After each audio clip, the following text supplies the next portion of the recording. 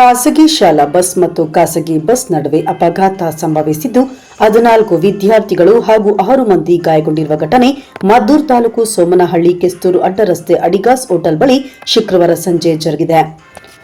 ಮದ್ದೂರು ಪಟ್ಟಣದ ಡಾಕ್ಟರ್ ಶಾಂತ ಎಚ್ಕೆ ಮರಿಯಪ್ಪ ವಿದ್ಯಾಸಂಸ್ಥೆ ವಿದ್ಯಾರ್ಥಿಗಳಾದ ಶಶಾಂಕ್ ಗೌಡ, ಈತಾ, ನಂದಿನಿ, ವಿಕ್ರಾಂತ್, ವಂದನಾ, ನಿಖಿತ್, ಮನ್ವಿತ್, ಹರ್ಷಿತಾ ಹಾಗೂ ಸಾಹಿತ್ಯ ಗಾಯಗೊಂಡ ವಿದ್ಯಾರ್ಥಿಗಳಾಗಿದ್ದಾರೆ.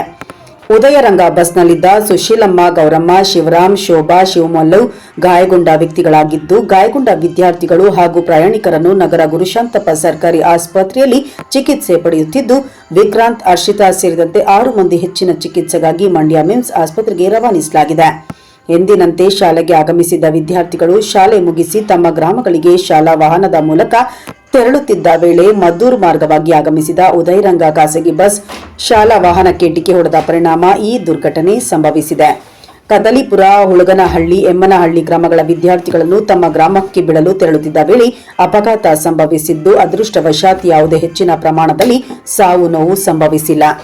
ಅಪಘಾತ ಸಂಭವಿಸಿದ ವಿಷಯ ತಿಳಿದು ಪಾಲಕರು ಆಸ್ಪತ್ರೆಗೆ ದೌಡಾಯಿಸಿ ತಮ್ಮ ಮಕ್ಕಳ ಆರೋಗ್ಯ ವಿಚಾರಿಸಿದರು.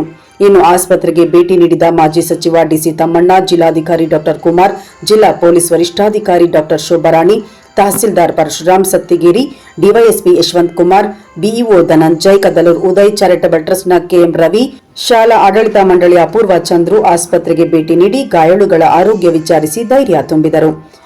ಈ ಸಂಬಂಧ ಮದ್ದೂರು ಪೊಲೀಸ್ ಠಾಣೆಯಲ್ಲಿ ಪ್ರಕರಣ ದಾಖಲಾಗಿದ್ದು ಮುಂದಿನ ಕ್ರಮ ಕೈಗೊಂಡಿದ್ದಾರೆ.